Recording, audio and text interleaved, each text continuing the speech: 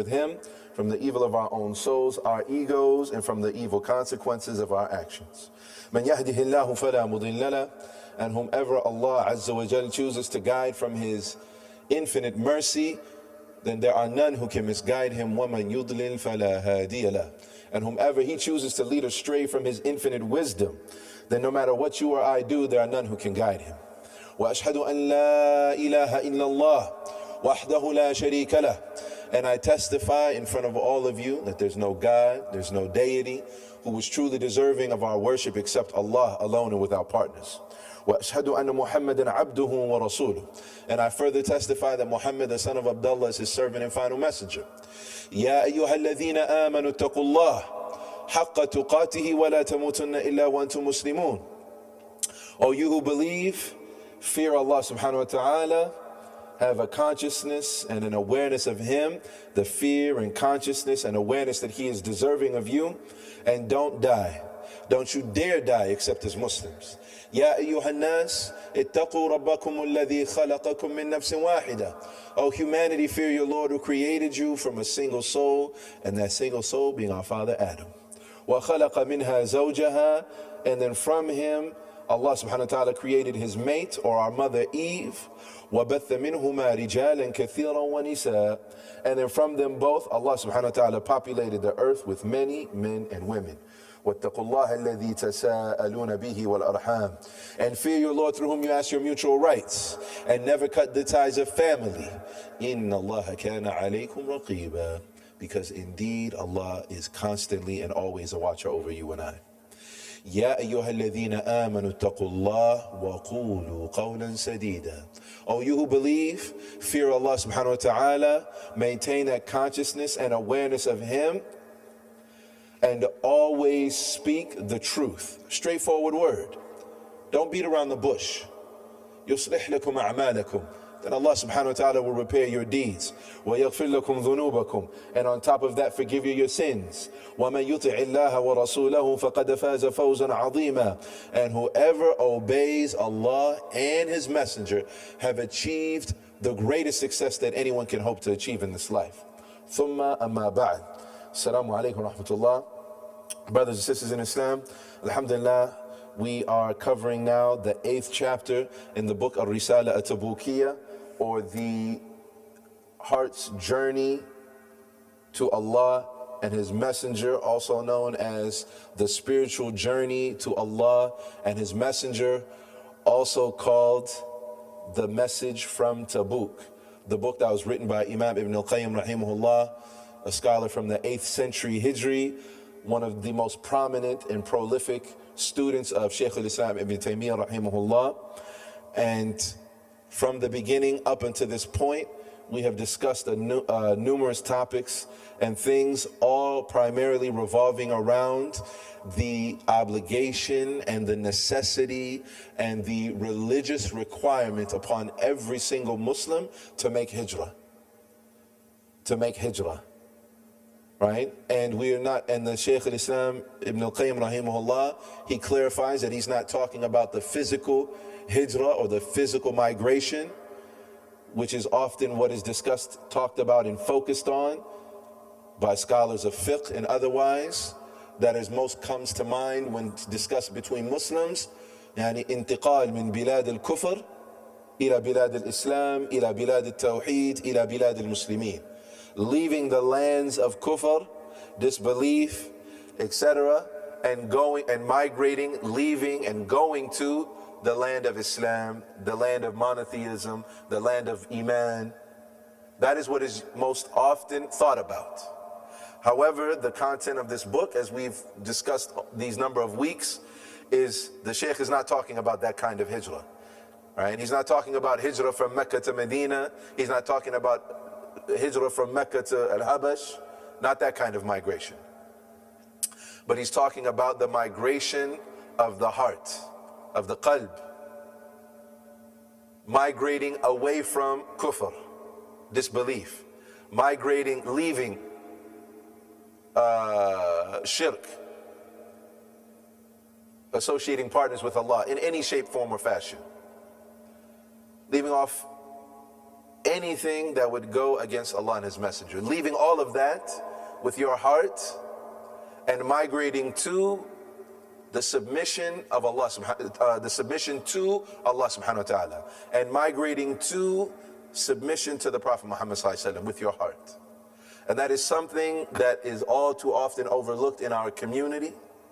All too often we fall back on the fact that my family is Muslim, my mother and father are Muslim, or my people are Muslim, my tribe is Muslim, all of us who are from this region, we're Muslim, of course, alhamdulillah.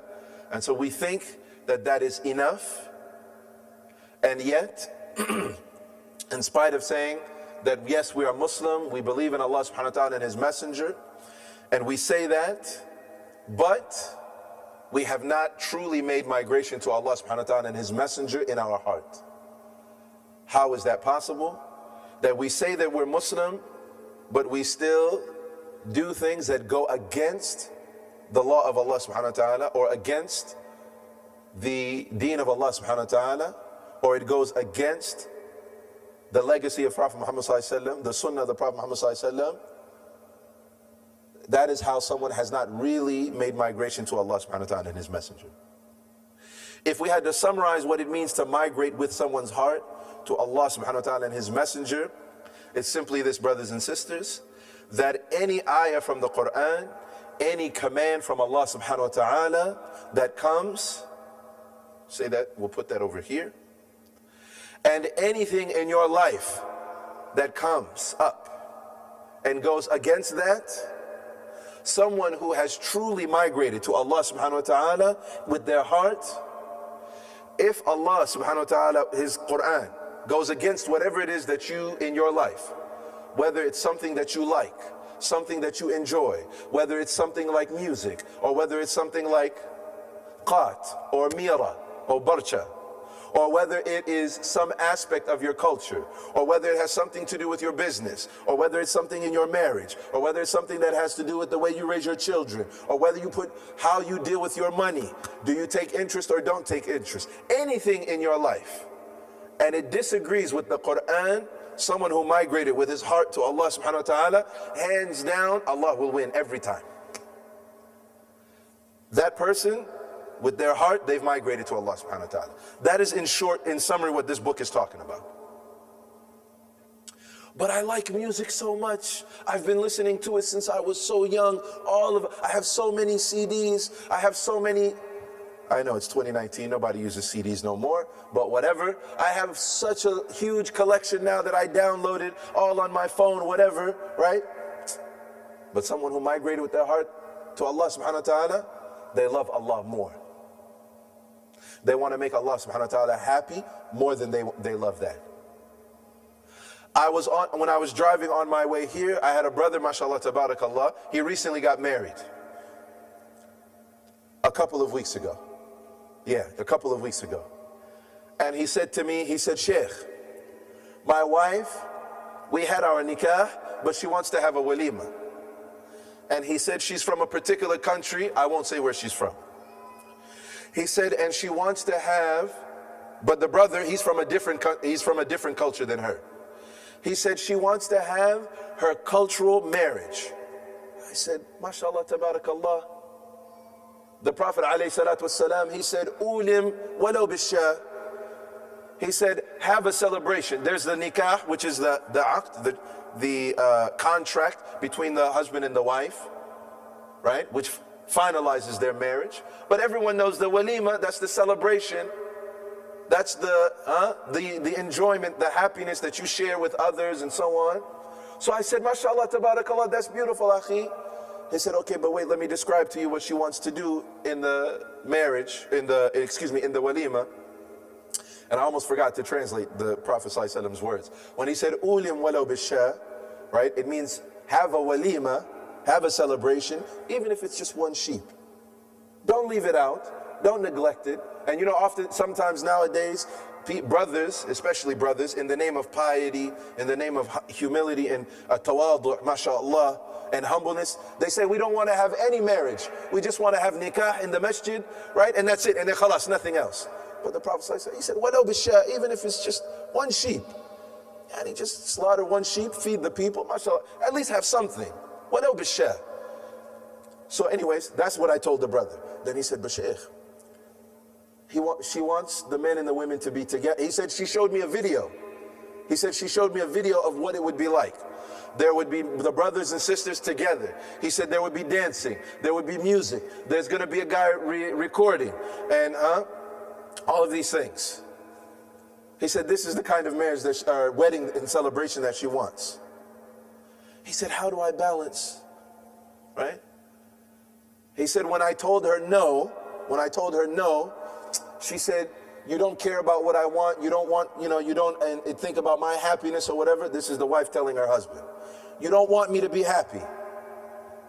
He said, but Allah subhanahu wa ta'ala said this is haram. But the Prophet Muhammad sallallahu alaihi wasallam, he said, right? But he just got married. He wasn't sure how to handle it. He doesn't want to, he doesn't want to, no. So now, he doesn't want to be like that, as he should. He shouldn't have to be, alhamdulillah. He should be able to talk to her and explain to her. Anyways, long story short, we take that brother, now we put him aside, regardless of what he said.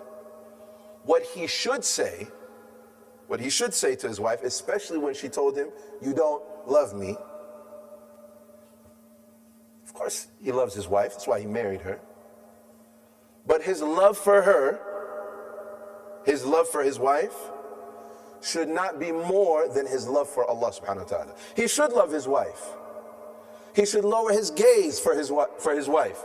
He shouldn't be looking at other women, all right? He shouldn't be talking unnecessarily to other women, partly because he loves his wife. He should respect her. He should be dignified in his dealings with her.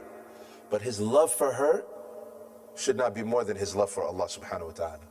And so when they conflict, when his wife says, let us do this, and it says in the Quran that they can't do that, his love for Allah should win always. That's what it means to migrate with your heart to Allah subhanahu wa ta'ala. That's one example. And then you take that and you apply that to anything. A father or a mother, their kids come to them and the daughter says, Baba, I don't want to wear hijab. Why do I have to wear this thing? And she's 17 years old.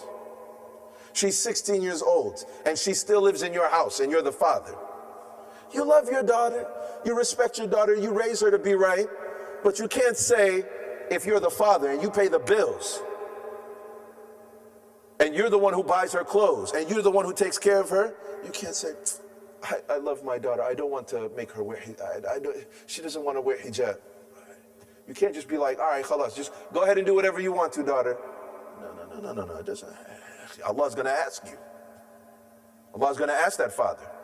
His love for his daughter, or his love for his son comes and says, Baba, I'll pray 4 times a day, but this whole Fajr business, and he's 13, 14 years old. He says, it's Fajr, I don't want to wake up for Fajr. I'm not a morning person. As a father, you love your kids. You want to go eat, you want to be easy with them. You don't want to be too harsh with them. You don't want to turn them away, but you can't. This is the command of Allah subhanahu wa ta'ala. And as the father, you have to enforce this in your household. As to what happens after they leave your house, they're 22, 27, they live outside. Okay, they're وَلَا يَزِرُ وَازِرَةً وِزْرَ أُخْرَى. Halas, they're grown, that's on them. But as long as they're in your house, as the father, you can't allow the command of Allah subhanahu wa ta'ala to be trampled on. You have to love and respect and revere Allah more than anything else. Even your own mother and father. هذا هو الهجرة بالقلب إلى الله سبحانه وتعالى. That's in general the summarization of this book. And the second part of it, of that summarization of the major theme and understanding of this book, which is also a major misunderstanding that is widespread in our community, is that same submission, that same surrender, not only to Allah subhanahu wa ta'ala, but to the Prophet Muhammad sallallahu alayhi wa sallam. Many people, that first part about surrender to Allah, they accept. He's Allah, He's God. Okay, we accept it. But akhi, the beard is sunnah. I don't have to. Akhi. Or if the Prophet Muhammad sallallahu alaihi wasallam, he says it, okay, if we find it in the Quran, then we'll do it. But if it's not in the Quran, then, and if you want to do it, it's okay. And if you don't want to, khalas, you don't have to. People don't understand that the level of obedience that is owed to Allah subhanahu wa ta'ala, we owe the same obedience to Prophet Muhammad sallallahu alayhi wa sallam. Allah Azza wa Jalla says in Surah An-Najm, لا ينطق عن الهوى إن هو إلا وحي يوحى, that the Prophet Muhammad sallallahu alayhi wa sallam, he does not speak from his own desires. When he says something is halal or haram, when the Prophet Muhammad sallallahu alaihi wasallam says this is okay to do or it's not okay to do, it's not something that he just, let me see how I feel today, pulls something out of his pocket, and then he just brings it to people. Take this. No. Whatever he says from the deen is from Allah subhanahu wa ta'ala. Allah says he doesn't speak from his own self when it comes to Islam. In huwa illa wahyun. But it is revelation that Allah subhanahu wa ta'ala reveals to him. Yuha, that he revealed to him. And Allah subhanahu wa ta'ala says elsewhere in the Quran, Man yuti'ir rasul faqad ata Allah. Whoever obeys the messenger, they had obeyed Allah subhanahu wa ta'ala. When you obey the Prophet Muhammad sallallahu alaihi wasallam, it's the same you obeying Allah. Meaning, what does that mean? The Prophet Muhammad sallallahu alayhi wa sallam is to be the same way I said that if something comes from Allah, that it has to win over. If it goes against my culture, doesn't matter what culture that is, doesn't matter how deeply rooted that culture is, doesn't matter if your own mother or father do it, doesn't matter if your grandfather and your grandmother does it, doesn't matter if somebody with a radio station or somebody on Facebook said it, it doesn't matter. If it goes against Allah subhanahu wa ta'ala and what he says, khalas. Similarly, in same way, if the Prophet Muhammad sallallahu alaihi wasallam said it, then we take that over anything else. We take that, the statement of the Prophet Muhammad sallallahu alaihi wasallam, over anything, over the statement of anyone else. If it comes to the actions of the Prophet Muhammad sallallahu alaihi wasallam, we take that over the example of anybody else in their actions. And so, essentially, brothers and sisters, the spiritual journey, the heart's journey to Allah subhanahu wa ta'ala and his messenger is the epitome of Islam. It is the epitome of Islam. Why do I say that? Because Allah subhanahu wa ta'ala, the definition of Islam, right, is what? Can anybody tell me what is the definition of the word Islam? To surrender, barakallah fi, to give up. It does not mean, oftentimes people think the word Islam means peace, and it does not mean peace. It has connotations of peace. The peace is correlated with surrender and submission, i.e., the more you surrender and submit to Allah subhanahu wa ta'ala, the more you will find peace. The more you will be at ease. The more you will find peace in yourself, in your family, in the society, in the world at large. And so the word Islam, right? But going for the linguistic definition, surrender, you know, like if there's two groups fighting, they give that white flag, like I give up, we surrender unconditionally. We're not making any demands. We're not saying we'll surrender, but if you give us this condition or this condition or this condition. No.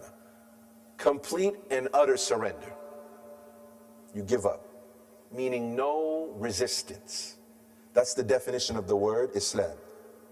And the Islamic definition of the word, when you look at the statement of the scholars, al-istislamu lillah bifi'li awamirihi, right?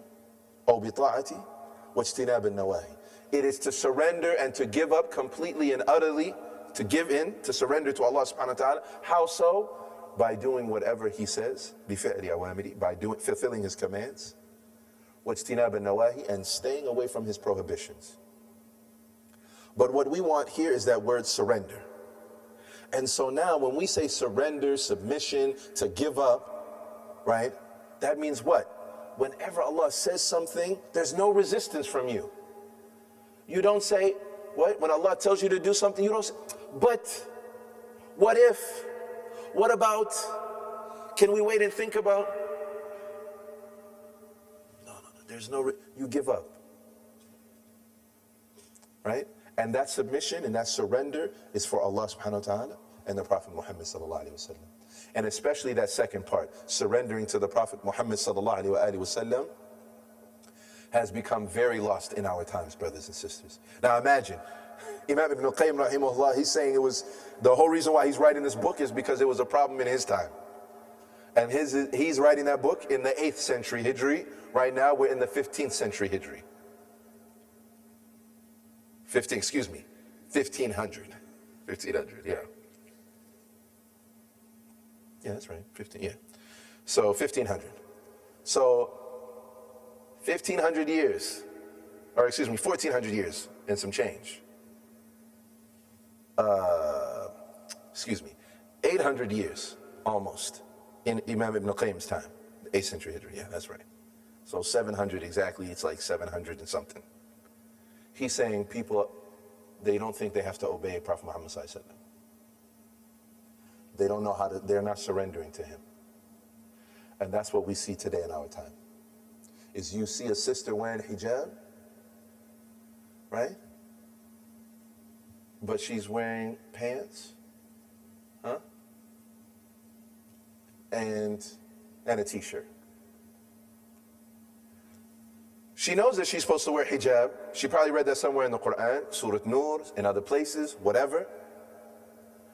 But the details and the elaboration, and as far as what that hijab is supposed to look like, which more so would come in the sunnah of the Prophet Muhammad sallallahu alaihi wasallam, the example of the women that were around Prophet Muhammad sallallahu alaihi wasallam in his life, his wives, the sahabiyat, etc., which elaborate in detail, right? What that hijab is supposed to look like, they're missing that part. You'll have a brother who prays, mashallah, tabarakallah, but you see, if you look at different aspects of his life, right? MashaAllah, he still goes out, hangs out with sisters. They might go to Chili's together. And you say, brothers, is this your wife? No, brother, we're friends, brother. MashaAllah, tabarakallah.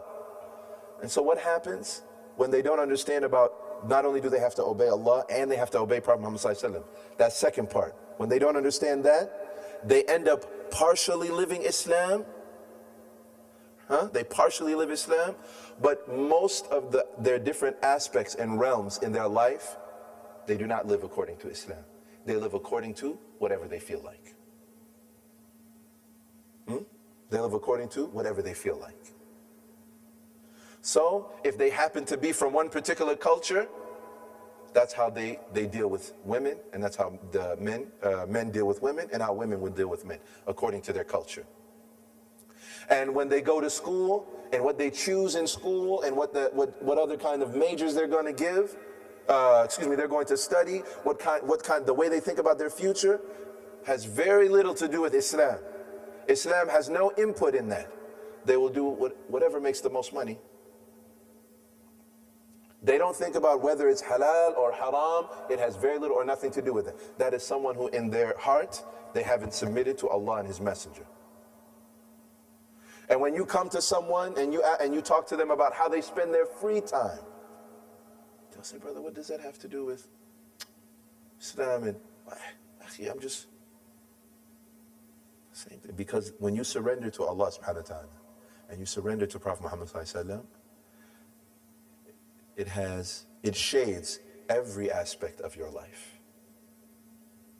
It shades the type of friends that you choose, how you earn money, who you choose as a spouse, how you treat your spouse, how you raise your children, the neighborhoods that you go to, the places that you hang out in.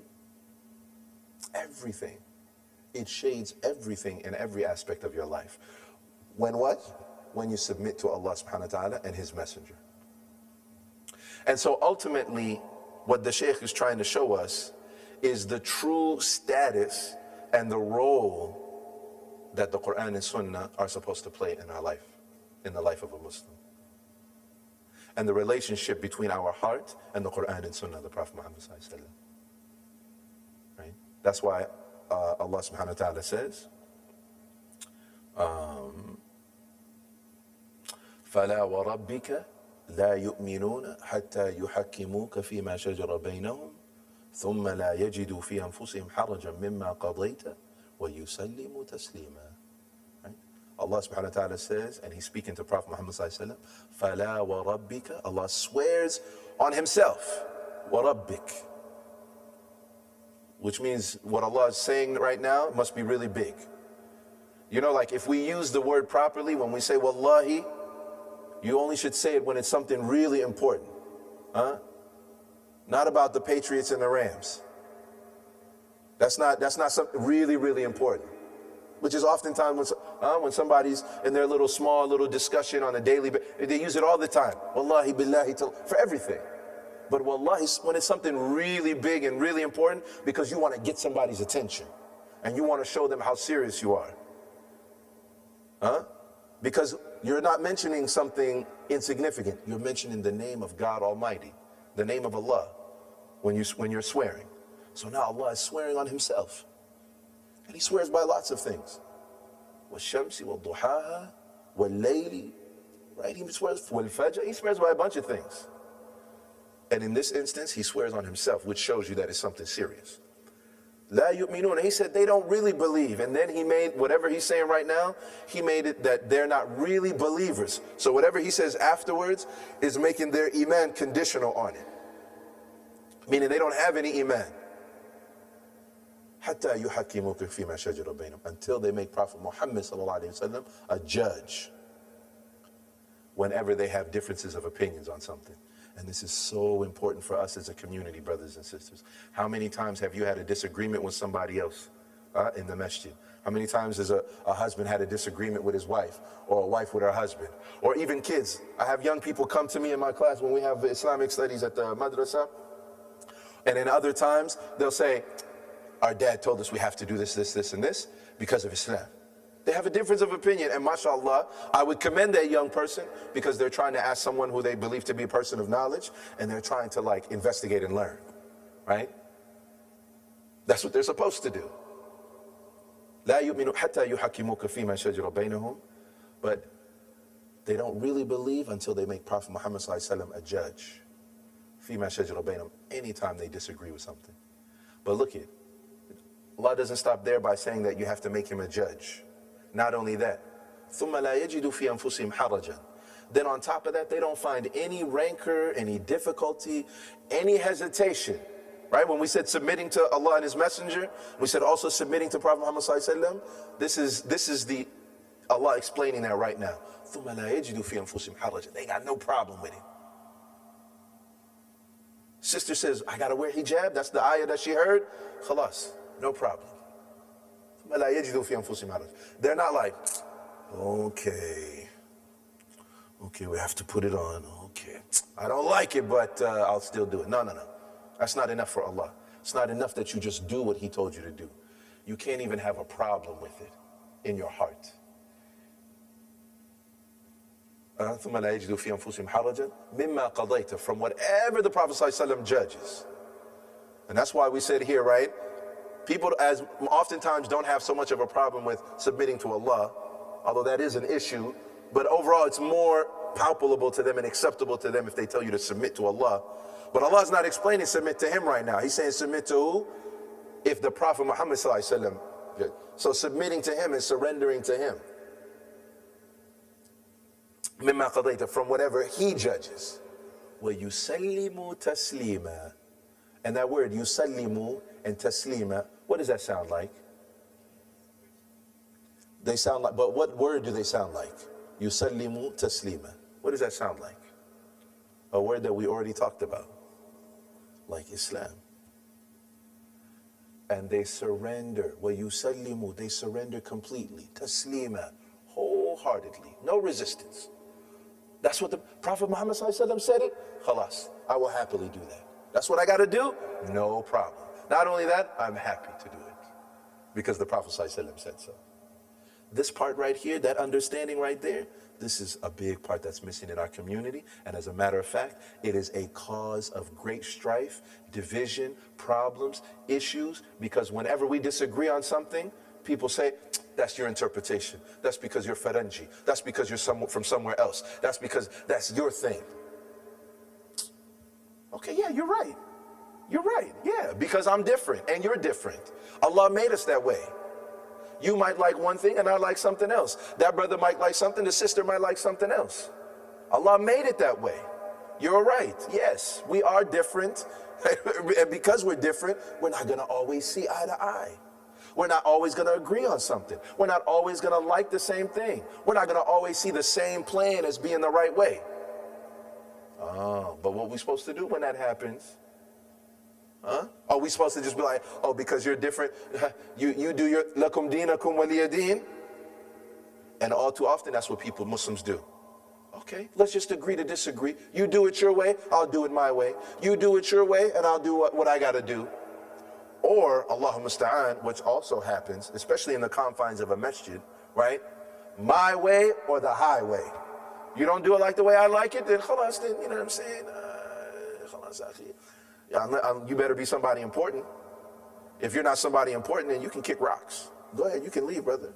That's okay. We don't care. Or some people, they talk like that, or someone will say, rather than compromise, work it out, try to figure something out, which obviously Allah is telling us we're supposed to go back to the sunnah of the Prophet Muhammad sallallahu alaihi wasallam. What does the Prophet Muhammad sallallahu alaihi wasallam say? How does he do it? How would he conduct it? Some people will say, khalas, we're going to go and do our own thing. We're going to start our own thing, our own organization, our own name, our own whatever. That type of behavior, that type of conduct, go all the way back to the beginning of that ayah. فَلَا وَرَبِّكَ What did Allah say next? لَا يُؤْمِنُونَ. So if they don't go back to the Prophet Muhammad sallallahu alaihi wasallam, and if they don't go to his judgment and make him a judge, as Muslims between us, Allah is telling us that's the behavior of a Muslim. That's the conduct of a Muslim. And if you don't do that, لَا يُؤْمِنُونَ. Allah is saying you're not really a believer then. There's no submission. Submission is correlated with Iman. Your surrender, that white flag for Allah and His Messenger, I give up. No resistance from me. And not only you saying that with your mouth, but even how we deal with Muslims and work with each other and deal with each other. Husband and wife, fathers and mothers with their children, and children even with their parents. Because everybody's the kid from somebody else, right? Now, even us, how we deal with our parents, all of that has to be according to what Allah and His Messenger want. And if you don't do that, if you don't go back to that, when there's a difference of opinion or different understanding, لا يؤمنون. لأن هذا جملة شرطية. And Allah subhanahu wa ta'ala جعل هذا شيء شرط. He made it a condition that if you're not going to really believe, حتى, until you do those things. And this is what the Shaykh is talking about. Allah subhanahu wa ta'ala and His book over everything else. The sunnah of the Prophet Muhammad sallallahu alayhi wa sallam over anything else. It doesn't mean you ignore everything else. It doesn't mean you ignore it. Kalla, kalla, kalla. Allah subhanahu wa ta'ala, the Quran and the sunnah of the Prophet Muhammad sallallahu alayhi wa sallam came to refine us. Whatever aspect of your culture, if it agrees with the Quran and the sunnah, فَبِهَا وَنِعْمَةً. Beautiful. It's only going to accentuate it and bring it out even more. If your culture or your background or where you're from, if they, for example, honor and respect family, that's something that is beautiful in Islam. The Prophet ﷺ said, خَيْرُكُمْ لِأَهْلِ وَأَنَا خَيْرُكُمْ لِأَهْلِ. The best of you are the ones who are the best to your families, and I'm the best of amongst you towards my family. So now that only makes you a better person. And that only brings out that aspect of your culture and brings it out even more, because now it's in sync with and in tune with Islam. But whenever culture goes against Islam, Allah over everything else. The sunnah of the Prophet Muhammad ﷺ over everything else. Not just culture, politics. If your particular political ideology happens to be in sync with the Quran, then فَبِهَا we agree with that. But if it goes against that, I'm sorry, man, we can't take that. Your habits, what you do, all of that. That is essentially, if you summarize this book, that's essentially what he's saying. Allah and His Messenger over everything else. And it has a place in your heart, a place, brothers and sisters, a place in your heart that nothing else gets there. It's an exclusive place in your heart. A chamber and a place in your heart Nothing else gets in there, Allah and His Messenger. I love my wife, akhi, but if she asks me to do something haram, ma'alesh. Somebody, he embraces Islam. His father's not a Muslim. He loves his father. And hub tabi'i, natural love. But if his father told him to make shirk, sorry, I can't do it. If you open this business, you'll make a lot of money. But it's haram, we can't do that. It doesn't matter, then khalas, you got to leave it alone. No matter how much you'll make. They tell you it's guaranteed, brother. You're going to make millions of dollars, guaranteed. All you have to do is just do this, sign this contract. You know what I'm saying? You just cheat. Just cheat this one time. Just this one time. Just cheat. All you got to do is sign it, right? And they'll never ask us again. Don't worry about the paperwork. We'll take care of it. You can't do that. And you'll see. You see what I'm saying right now. Just apply that lens. Look at any issue we have and any individual that you know. Apply that lens to any family that you know. Apply that lens to the Muslim community and look at it, and you will see. You can trace back its origins. When they have problems and issues, you can see this. They don't follow this, because of egos. The husband says, "I'm the man. I don't care what she says. She does what I tell her to do. This is my house." Or the woman, mashallah, tabarakallah, it's 2019, she's independent. I don't have to do what he tell me. I'm independent, I don't got to do that. I'm like, okay, it's people's egos. Somebody says, I have this particular title, this particular status. I don't have to, it's what I say. Okay, then you'll see. Because at the end of the day, all of us, we're all abd, we're all slaves. Some of us, we don't like that word. Somebody calls us abd. They think like it's a racist word or whatever. Oh, that's the Arabs, that's what they call black people and stuff like that. It's true. You are abd, and I'm an abd too. But abd, so long as we're abd to Allah subhanahu wa ta'ala and nothing else. And the ironic thing is that title and being a servant of Allah subhanahu wa ta'ala and submitting to Allah subhanahu wa ta'ala and submitting to the Prophet Muhammad sallallahu alaihi wasallam, it sounds oxymoron, but it is actually liberating and freeing. You giving up and surrender. Why? Because it frees you from worshiping or praying to or succumbing to and surrendering to anything else. That gives you khalas. I'm not afraid of nobody because I'm only concerned about Allah subhanahu wa ta'ala and His Messenger sallallahu alaihi wasallam. You love something, but there's always a limit to your love for things. You will never become obsessed with something that causes you to lose your mind or causes you to do something foolish or causes you to do something crazy because, mashallah, I enjoy this thing, I like this thing, I love this, but if it goes against Allah and His Messenger, khalas. And so it actually frees you and liberates you from submitting to anything else. Tayyib. And so, not last week, because last week was canceled, right, because of the weather, but the week before, the last thing that we discussed, we were talking about, from the statement of the Sheikh, he was talking about the people who ultimately accept this concept and this idea, and not only do they have information and knowledge about it, but they implement it and try to practice it as much as they can in their life. So they're the people of bliss. They're the people of happiness, right? That Allah subhanahu wa ta'ala will accept these people into Jannah. Those people who submit to Allah subhanahu wa ta'ala, they submit to the promise. Allah has a special place for them in Jannah. So those are the people of bliss. And we mentioned those people who follow them, right? And we discussed about children and the mas'ala or that issue, like what happens to the children of Muslims, like if they die, what happens to them? What's the belief of Ahlul Sunnah wal Jama'ah, right? And it's narrated by Imam Ahmed and others, bil ijma'. All of the scholars, everybody is in agreement that the children of the Muslims, if they die when they're children before they're baligh, they're in Jannah, they're in paradise. Khalas, right? And then we mentioned about the difference of opinion regarding the children of the kuffar, and we went into detail about that. And we encourage you to go back to a book that's written by, mentioned by Imam Ibn Qayyim rahimahullah, the book called Tariq al-Hijratain, the path of the two migrations, right? To go back to that book if you want to go into detail about that. But the summarization of that discussion, right, is that the children of the kuffar, right, will be tested along with the people who the message of Islam didn't reach them. They didn't hear about the message of Islam. They were old or senile or what have you, right? That they'll be tested on Yawm al-Qiyamah. The Prophet, or Allah subhanahu wa ta'ala will send them someone and give them some commands. And if they obey, then khalas, then they'll go to paradise. And if they don't, then Allah, the Prophet ﷺ mentioned in an authentic narration, right, that Allah knows what they would have done in the dunya, and He'll throw them in the hellfire. Wa'iyadu billah.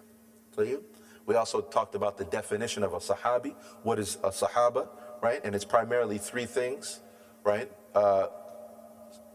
And it's not someone who met Prophet Muhammad ﷺ, and that's it. That's not a definition of a sahabi, because Abu Lahab, right, Abu Jahl, he met Prophet Muhammad ﷺ, and not only that, on top of that, he was a family member, right? But he didn't believe in him, so he's not a sahabi, right? But there's three things, and it's mentioned by Imam Ibn Hajar al-Asqalani rahimahullah in his explanation of Sahih Bukhari.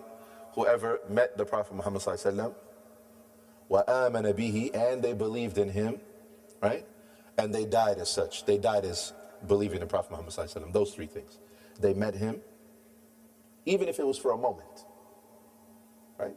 They don't have to have fought battles with him, done business with him, or married into his family, or, you know, prayed a certain number of salawat. No. If they met him, even if it was for a moment, and they believed in him, and they died as believers, khalas, that person is a sahabi. Tayyib? We talked about the status of that and the virtue of that. Tayyib. So all of that is in regards to the journey itself, right? The hijrah, the migration, right?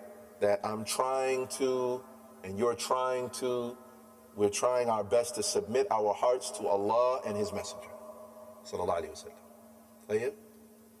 That's ultimately what the journey is. And then describe who the people were, or the people who who accept that and are happy. And before that, we discussed the people of misery, the people who don't accept that. So now what we're going to talk about is not so much the journey itself and what we're supposed to be doing, i.e. submitting to Allah and His Messenger, but what do you need on that journey? Because like any journey, right, anytime you, what it look like, right? You know you got this big old journey up ahead, and then you show up to the airport with no itinerary, no ticket, no bags, and you show up at the airport. What'd that look like, Saeed? It's foolish. That don't make no sense. You know you're gonna go travel, no ticket, no bags. That doesn't make no sense. So we know we're all on a journey, every last one of us, whether you accept it or not, but we're all on a journey, and we're ultimately supposed to be trying our utmost best to be getting to Allah and His Messenger sallallahu alaihi wasallam. So now the Shaykh is going to talk about the requirements, what you need on that journey, right? What do you need? What kind of provisions? What do you need to take with you, right? And so for the sake of brevity, inshallah, we're going to forego the Arabic reading part now, and we're just going to be reading just the English, inshallah, if that's okay with you, Ustad Fahmi. Is that all right? Khalas? Tayyib. So, chapter 8, requirements of the journey, says one of the greatest forms of mutual help in righteousness and piety is helping one another in the journey of migration to Allah subhanahu wa ta'ala and His Messenger sallallahu alaihi wasallam. This help should be offered by hand, tongue, and heart, through teaching, advising, educating, guiding, and caring. If a person has this attitude towards Allah's creation, prosperity will rush to him from all directions. Allah will move His creation's hearts towards him, will open the gates of knowledge for his heart, and will facilitate the path of bliss for him. Conversely, one with an opposite attitude will receive opposite consequences. Conversely, one with the opposite attitude will receive opposite consequences.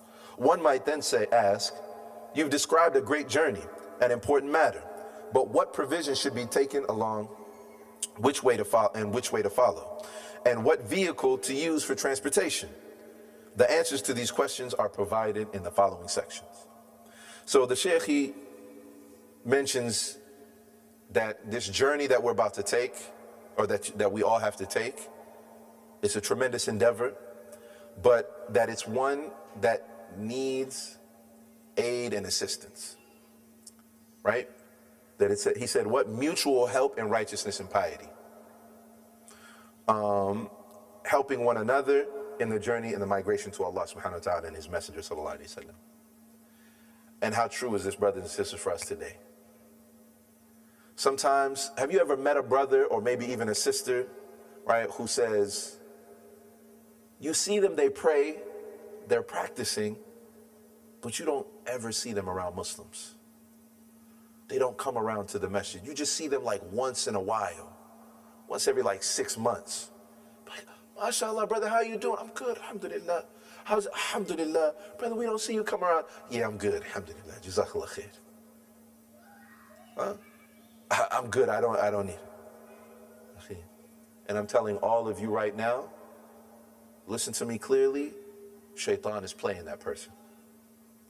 Because the Prophet Muhammad sallallahu alaihi wasallam, he said that shaitan is a wolf. And the wolf eats the lone sheep. Did you hear me?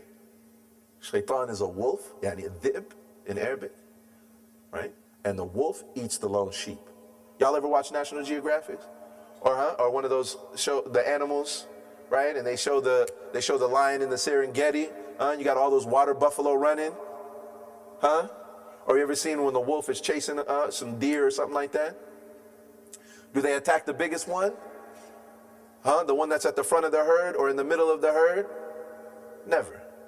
They don't do that. They attack the one that's sick.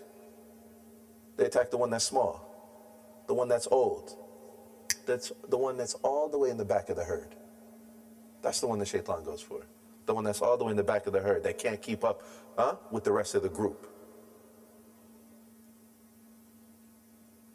And when you think about it, you'd be like, but when we think of lions, they're so big, they're massive, they're powerful animals. That's what you, right? You think of, that's the image you conjure up. But in spite of that, and even though, right, and subhanAllah, it's the female usually that does the main portion of the hunting. And they're hunting together. But they still, right, they still just take down one little, right? The same thing with the wolves, right? And shaitan, he does it the same way. And the Shaykh, he's saying here that you need to do it together. You need help. You need assistance. Again, speaking to the type of company that you keep, and that company that you keep is helping you in you getting better, in you furthering and developing yourself, and more specifically, you furthering and developing your relationship with Allah subhanahu wa ta'ala. And Allah tells us to do that in the Quran. And all of you know. Raise your hand if you know Surah Al-Asr. Wal Asr, inna al-insana lafi khusr. Right? Go towards the end of the surah. Wa tawalsaw bil haqqi. The word tawalsaw, it means cooperation, to aid and work together, hand in hand, bil haqqi, in the truth. Right? And oftentimes they explain that, scholars explain that, like Imam Ibn Qayyim rahimahullah, Sheikh Muhammad ibn Abdul Wahhab and others, they'll say what? Da'wah.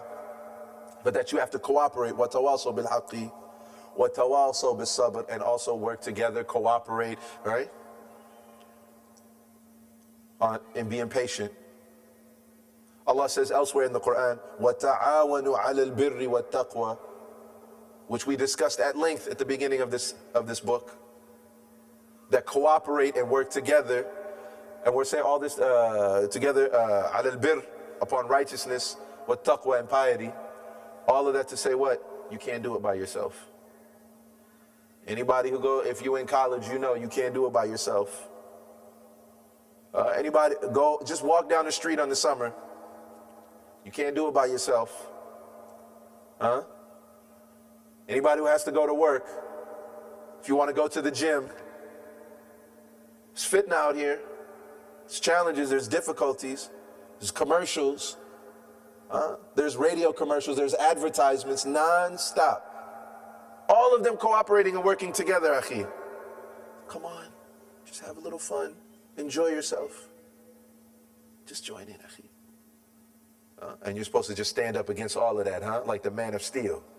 Like you Captain America. You just, this is just going to bounce off you. MashaAllah, tabarakallah. Doesn't work that way. Or Wonder Woman, ma'alish. Huh? Nah. Doesn't work that way. We need each other. Believers need other believers. Believers need other believers. In order for you to sustain, protect, and maintain your iman, we need other believers. We need brothers and sisters. You need to be a part of a community. You need to be a part of a masjid. And I know, especially for young people, a lot of brothers and sisters are disenfranchised. A lot of sisters in the community, the way women are treated in our community, especially in the confines of the masjid, because not according to Allah and His Messenger, but according to our culture, women are treated like second-class citizens. Women are treated like second-class citizens. So then they what? Then they don't want to be in the masjid. But even then, shaitan plays them. Why? Because I could see if a sister left the masjid, right, where she's not being respected and being dignified, as our Muslim women, believing sisters should be dignified and treated. I would understand if she left that one masjid and went to another masjid. They'd be like, okay, that makes sense. Where she can find a place where there's other believing sisters and where she feels comfortable, she's learning and benefiting, growing, ila akhiri. But they often do what? They just stop going to the masjid entirely. Like if they don't get what they wanted at that one particular place, as if they're, right? As if Ardullahi is not wasi'. As if the earth of Allah is not expansive. As if there's only one masjid. Like if I can't go to that masjid, then I'm not going nowhere else. And on Yawm al-Qiyamah, yes, Allah will hold those people liable for what they did, and what they did was wrong, but Allah's still going to hold you liable that you went somewhere else, because you're responsible for your iman. And it's not no excuse because somebody treated you badly or disrespected you, or those people, they'll be asked for that. But you are still responsible for your iman and your heart and what you're supposed to do. You can't blame other people. Same thing for young people.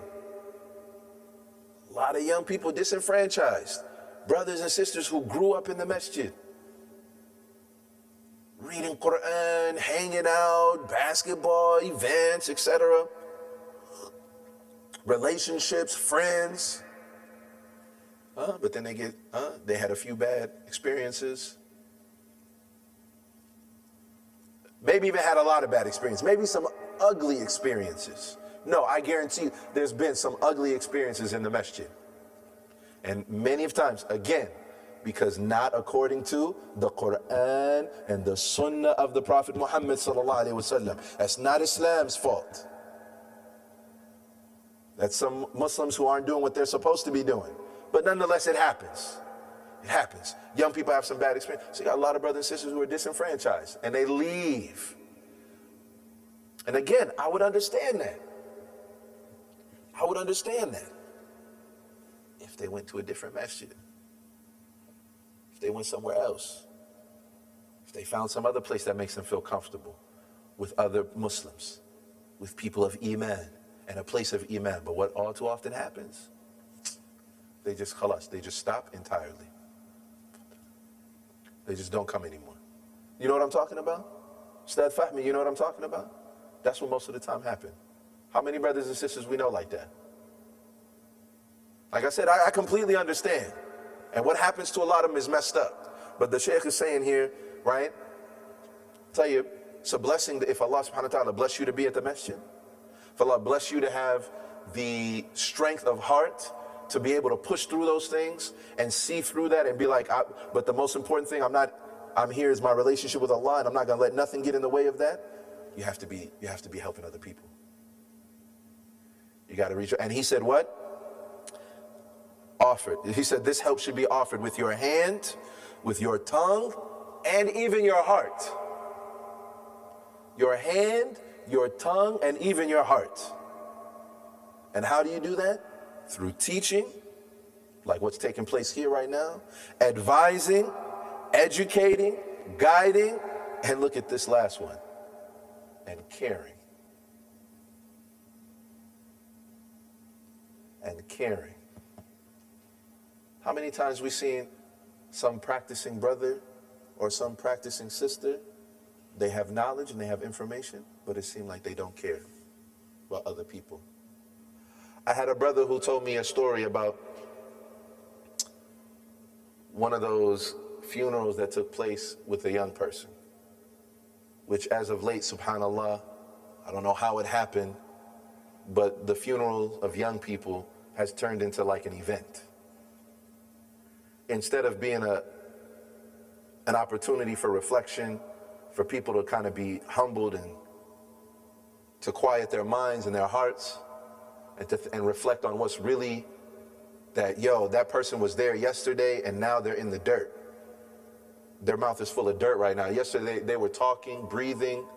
They were next to us. You could talk to them, shake their hand. How you doing? And then a moment later, there's no life there.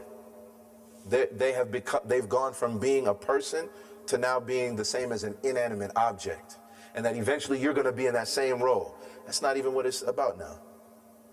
It's become this, like I said, this like event. Oh, everybody shows up and now there's like lectures there and stuff like that, which, by the way, is also not according to the sunnah of the Prophet ﷺ. It's being recorded and put online and so on and so forth. Allah musta'an. But that's not the point though. So I had a person tell me on one occasion how a young man was talked to. Like he heard one of the lectures that was happening at one of those funerals. And this young person took the chance to speak back. He didn't appreciate that people were talking to him. And I shouldn't even say talking to him, but more like speaking at him. And one of the things that he said, why he doesn't come around the masjid anymore or care about certain things anymore, he said that when I used to come around the masjid, a lot of people knew me.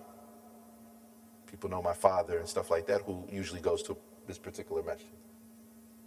He said, but once I went a little bit astray, and those same people who knew me, they know my father, they know my family, when they see me outside, whether I'm smoking a cigarette or hollering at some females or doing whatever, he said they would look at me and look away. He said they wouldn't say anything to me. He said it was as if, and this is the shahid, he said it was as if they don't even care. Subhanallah. Those people may not even have thought that. That may have not been their intention. But the way he took it is that they see me, they know I'm doing something wrong, they know I'm doing something haram, they don't even say anything to me. And he said it was like they don't even care. And the Sheikh, he's saying here that what? It's not just about telling people what to do. It's not just about, yeah, astaghfirullah, ilahi kapso, ittaqillah, fear Allah. It's not just about that. You got to care about people. And this is something, right? This is also a very important element and ingredient in making da'wah. An important element and ingredient, because like something that people don't understand, da'wah is not so much a science, it's more like an art. Da'wah is not like, it's not like a, and if I give you like 3-4 different formulas, like this is how you can do it and it'll work out like this every time. It's not like that. It's something that you gotta like hone and refine, and you gotta feel people out, you gotta have people skills, you gotta have maturity, and another thing you have to have is you have to care for people. Because sometimes when you try to help somebody, they may not realize that they even need help. But you have to be concerned. And the Prophet Muhammad ﷺ, he cared so much about people, Allah subhanahu wa ta'ala had to tell him to calm down.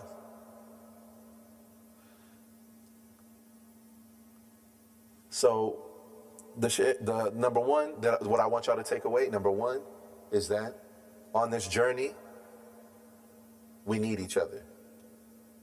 You can't do it, you and I can't do it by ourselves. We need other believers.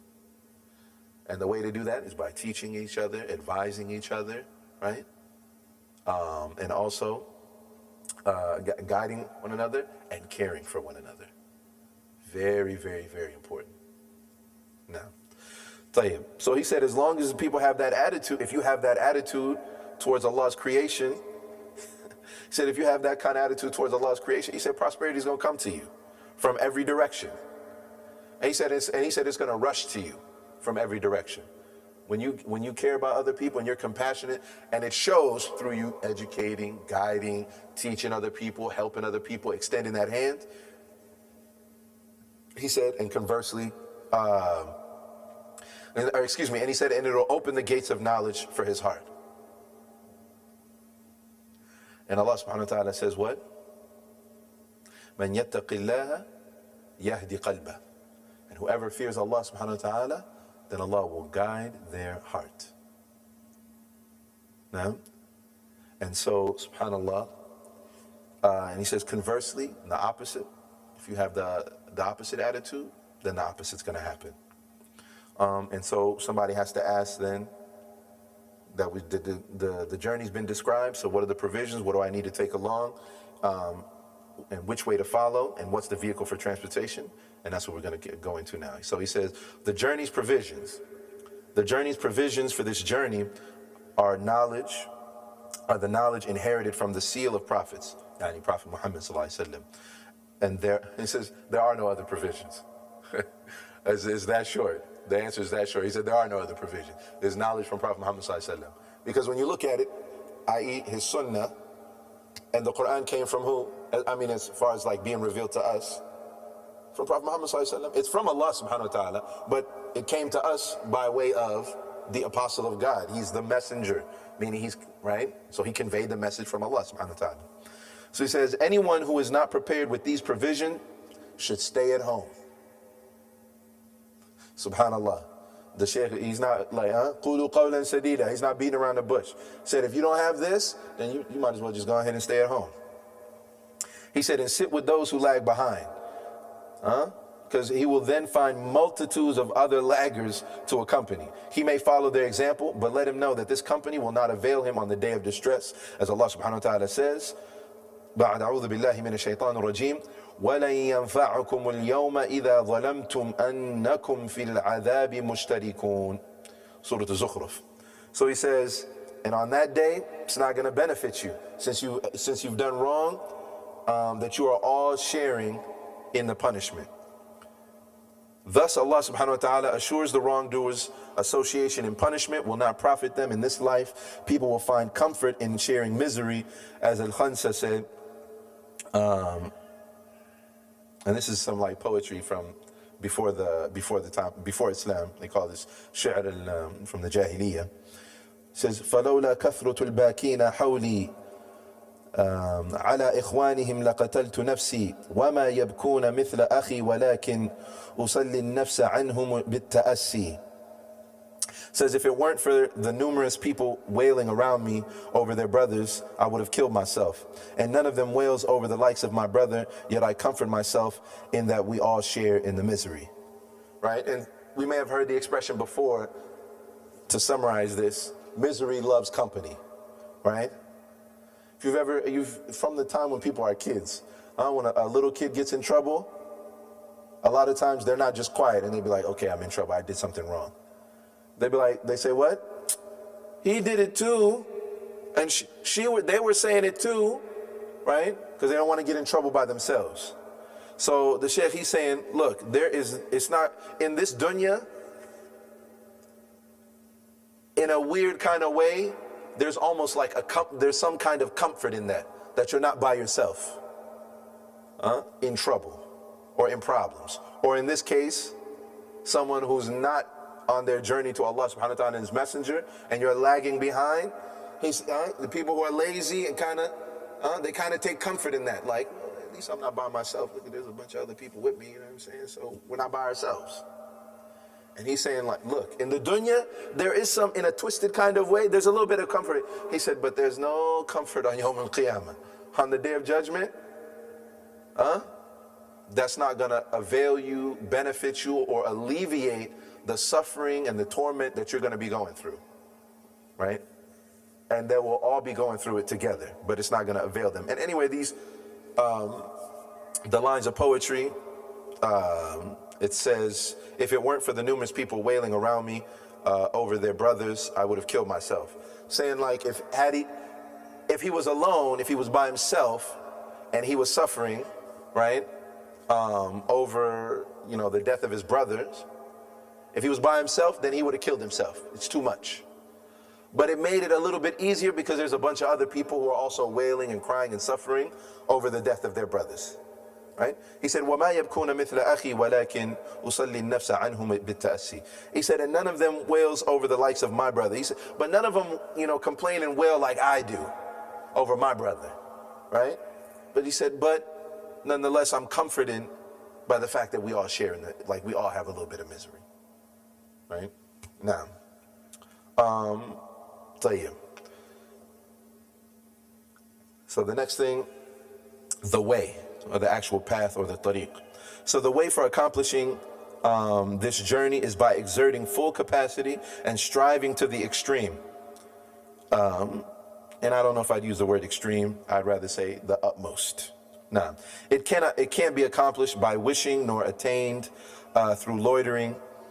It is as a poet once said, فَخُذْ غَمَرَاتِ الْمَوْتِ وَاسْمُ إِلَىٰ عُلَىٰ لكي تدريك العز الرفيع الدعائم فلا خير في نفس تخاف من الردى ولا همة تسبو إلى لوم اللئيم.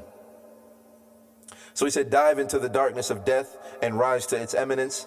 Thus will you earn a distinguished and lasting honor. No good is there in a soul that fears death, nor in a will that worries about reproaches and criticism. Right? And so I think the poem is pretty straightforward. So he says it's not possible for a person to undertake this way unless he satisfies two matters. He says you're not going to be able to do it unless you take two things, satisfy two conditions. First, as long as he is on the right way, he should never be concerned about the reproaches of those who like to find faults. Some types of reproaches can strike a strong knight so hard as to drop him from his horse to the ground dead. Now, so in today's parlance, or today, like the way we would say it, is basically like haters. Like you cannot concern yourself with what people say about you. He said, as long as you're taking the right way, as long as you are satisfied with yourself, that you are trying your best, that I'm trying to do the right thing. Not that you're satisfied like, khalas, I've done what I'm supposed to, but that you know you're trying your best, because only you can answer that. But as long as you're doing that, he said you shouldn't be concerned, because the word reproaches, nobody uses that word. You don't know what reproach means. But it basically means like detractors, people who are naysayers, people who are saying like, why are you doing this? You can't accomplish this. It's too hard. Why are you being so religious? Why are you being so extreme? Why you want to grow your beard? SubhanAllah, even I came across a brother last week. His family, his parents told him, you have to cut your beard. You're going to the masjid every week. You're going to class. Wallahi, the brother's own mother told him, I don't want you going to the masjid anymore. I don't want you going to the masjid. It's too much. Okay, go to the masjid, but don't go to that particular masjid. There's halaq classes. Now your beard, your pants are all short now. That happens. But what's even more common, brother, you're so young. You got your whole life ahead of you. Why are you being so extreme? Sister, why are you being so extreme? Why don't you loosen up a little bit? Why, you know what I'm saying? You can put on a proper hijab when you get married. We just going out. We just kicking it. We just hanging out. What's the big deal? Well, I had a sister in my office this past weekend. She simply just said, I don't want to sit with y'all when you're listening to music and you're eating barcha. That's all she said. I don't want to do that. They said, why are you being extreme? Why are you being extreme? Why can't you, why you don't want to visit your family? She said, I'll visit you anytime. I love coming and seeing my family. I just don't want it just at this time. They told her she's Wahhabi. She's Wahhabi. Why? Because the sisters don't want to hang out when they listen. And of course, I should maybe clarify when I say it's not just a bunch of sisters eating barcha. Brothers, guys, and girls hanging out together, listening to music, watching movies, staying up till like about 5 o'clock in the morning, and then going to sleep right before right before Fajr and they're not waking up for Fajr? Huh? She said, she said, Sheikh, I don't want to be with them when they're doing that. She said, but they're making me feel bad and they're calling me extreme. Sheikh is saying, look, if you're going to go on this journey, you can't worry about that. That doesn't mean you're disrespectful to your family or people who are, right? Allah subhanahu wa ta'ala said, right? The Muslim who's dignified, who has self-respect, and who is submitted to Allah and His Messenger, when He describes them, إِذَا خَاطَبُهُمُ الْجَاهِلُونَ قَالُوا سَلَامًا. Right? When ignorant people come and saying bad things or foolish things about them, disrespecting them, why are you being like this? Why are you being like that? They have words of peace. Similarly, if you have family members who might be like that, you have friends that you used to hang out with that might be like that, you don't have to astaghfirullah. You don't have to argue with them, fight with them. Words of peace. See, that submission in your heart is supposed to be exemplified in your actions and the way that you deal with people and treat them.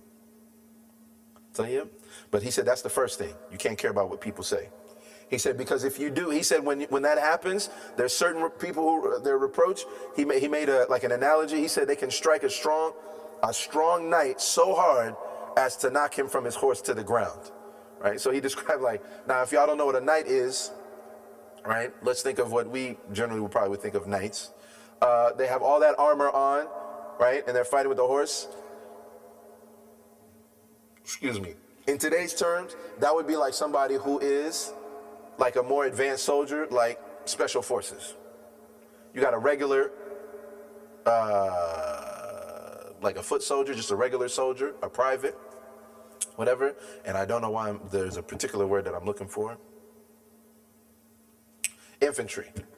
Somebody who's just infantry, and then you got people who are special forces. A knight is someone who's like special forces. He's saying, but look, if you care about what they do, or if you care about people who are hating on you, or who are saying like, why are you practicing? Why you want to go to the masjid and stuff? It's Friday night, why? If you care about them, he said, when you do, they can knock a strong knight off their horse. Right? Meaning that when you listen to them, and you pay them any mind, and you give them the time of day, it can actually start to rattle you. It can actually cause you problems. Because then you start becoming concerned about them as opposed to be concerned about Allah subhanahu wa ta'ala and His Messenger sallallahu alaihi wasallam. This is very, very important. Secondly, he said his life should be completely worthless to him when he risks it for Allah subhanahu wa ta'ala's sake. He should rush forward, fearless of any perils. When the soul becomes frightened, it retreats and turns away from facing dangers, preferring the loneliness of this earth. Furthermore, these two matters cannot be fulfilled without patience. A person who exercises patience just briefly will find that the dangers turn into a smooth breeze that carries him where he wishes. Thus, the danger that he feared suddenly changes to become his best helper and assistant. This is a matter that cannot be well comprehended except by those who have experienced it. So he said the second thing is that he has to completely look at his own self and his own life being worthless, and that is for the sake of Allah.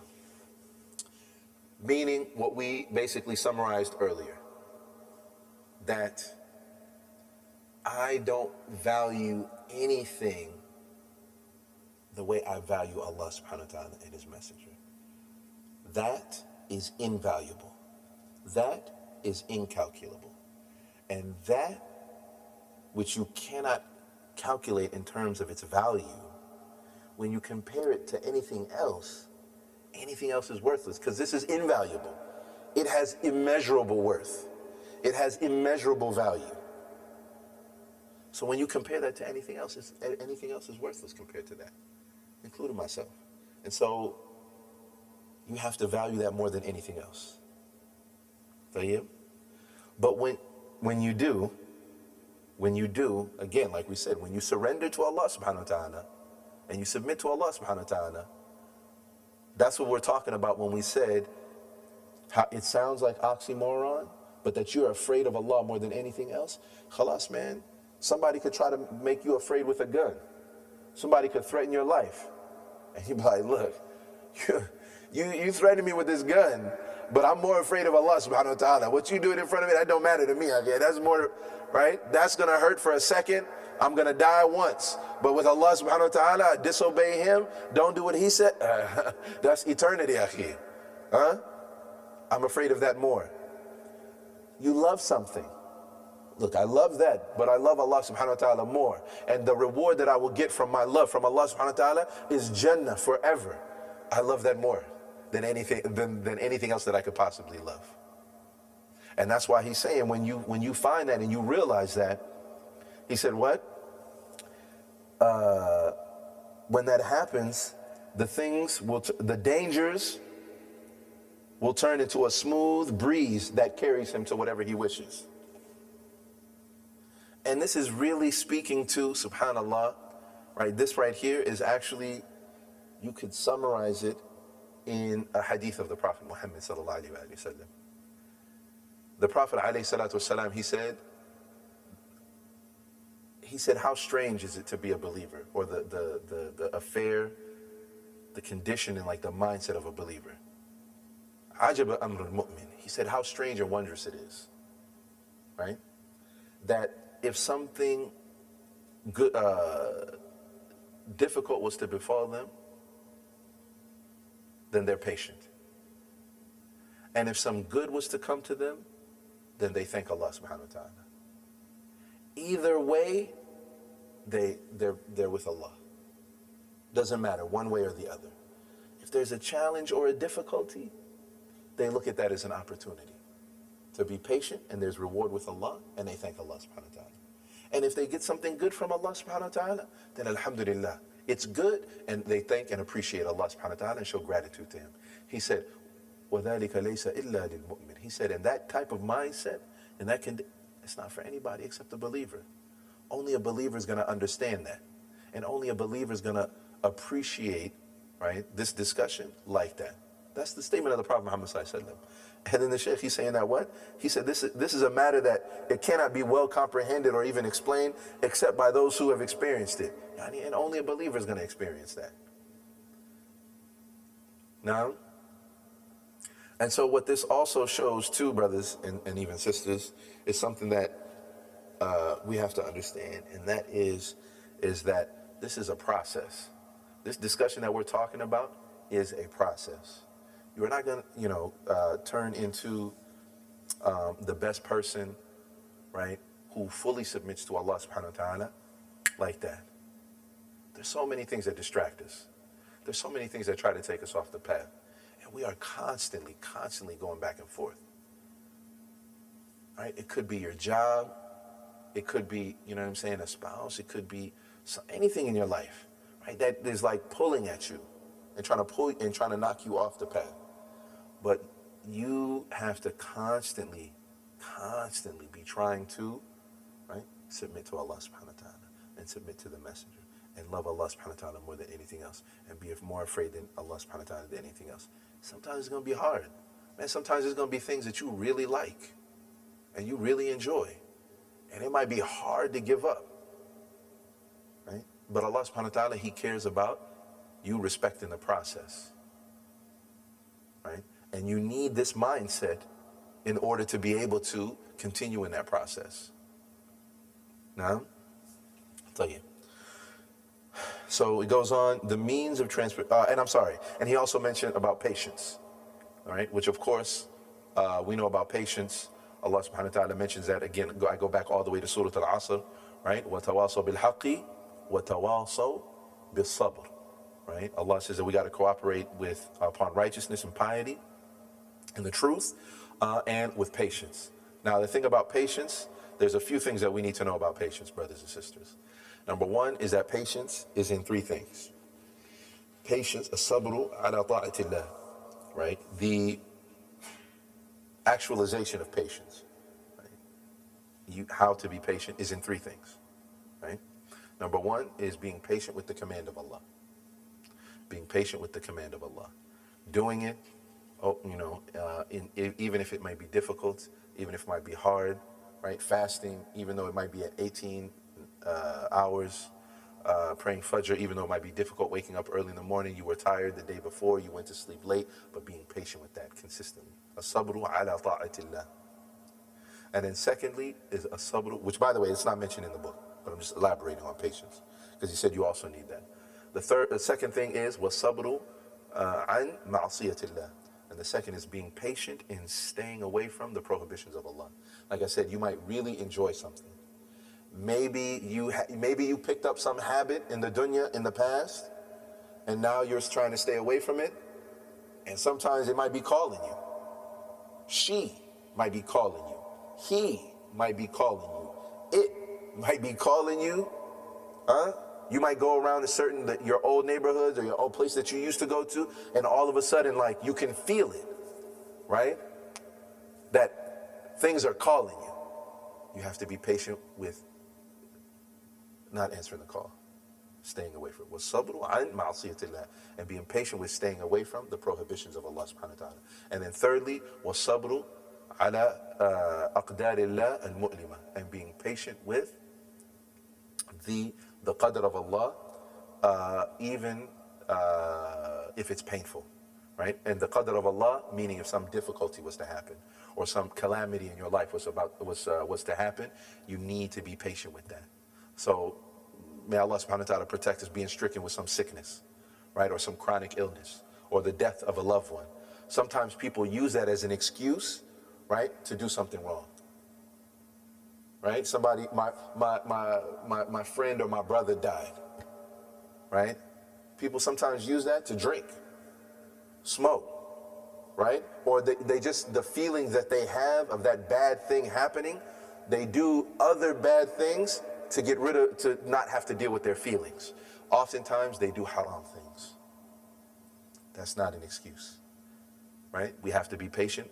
وَالصَّبْرُ عَلَى أَقْدَارِ اللَّهِ الْمُؤْلِمَةِ. Being patient with those things that might happen, the qadr of Allah, that may be painful. Now, طيب. And so we just want to finish this last page right here, and then we'll finish the rest next week. The means of transportation. So he said, okay, the vehicle of transportation in this journey of this migration is truthfully taking shelter in Allah subhanahu wa ta'ala. Turning to Allah subhanahu wa ta'ala wholeheartedly, imploring Allah subhanahu wa ta'ala sincerely, exhibiting absolute reliance on Allah, putting full confidence in Allah, falling before Allah like a subdued and defeated person, again, that's surrender, who possesses nothing, a person who looks up to his master for dignity and security and for attaining some of his bounties, hoping that he would shelter him. Now, when a person fulfills this, we hope that Allah will guide him and show him what has been concealed from others concerning this journey of hijrah, together with its various sections and stops. Now, and so, subhanAllah, there is so much that goes into that. I think we're going to stop here in order for me to be able to give all that part justice, inshallah. So we'll stop there. Wa sallallahu wa sallam ala nabiyyina Muhammadin wa ala alihi wa sahbihi ajma'in. Subhanaka Allahumma wa bihamdik. Ashhadu an la ilaha illa anta astaghfiruka wa atubu ilayh. Now, inshallah. So we will continue, like I said, next week, both that last couple of pages and also hopefully finish chapter 9. So bi'idhnillah, we only have 2 more sittings left, inshallah, till we finish the book. Bi'idhnillah. Alhamdulillah. Now, so make dua that Allah subhanahu wa ta'ala allow us to be able to finish something that is so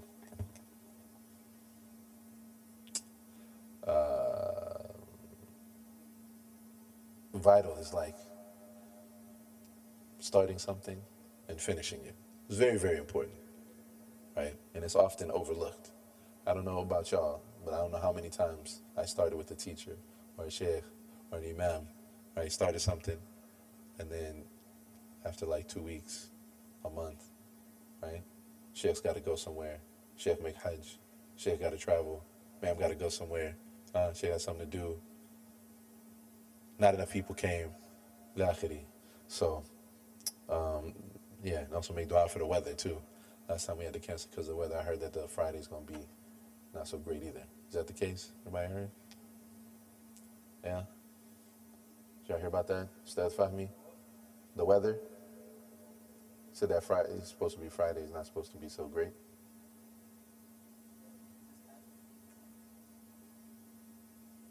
Where do you go? Where do you go? You said it's canceled there? And they canceled it for tomorrow? For the whole school or just your class? SubhanAllah. Tonight? Oh. So, we should probably be getting up out of here. Hold on, Mr. Yeah.